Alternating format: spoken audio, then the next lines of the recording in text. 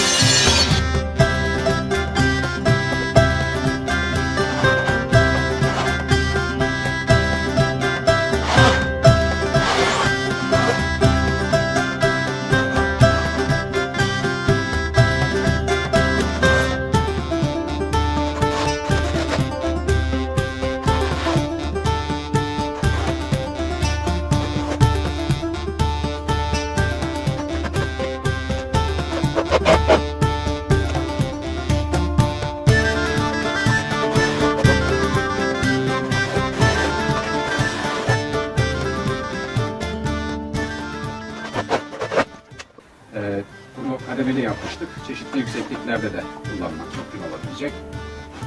Buralara delik delmiştik. Buralardan sabitlemek mümkün. Evet, bunun kilitleri var.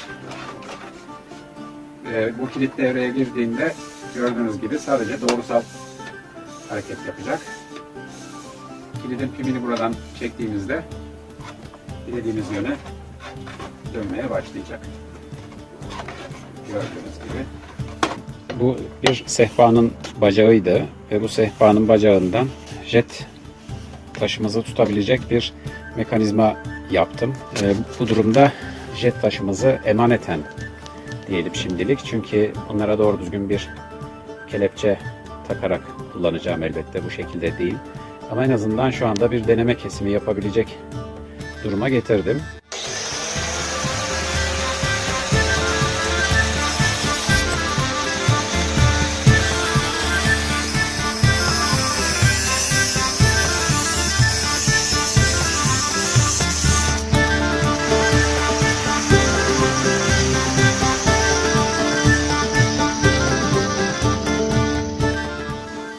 Evet, gayet hızlı bir şekilde bunu kesmeyi başardık.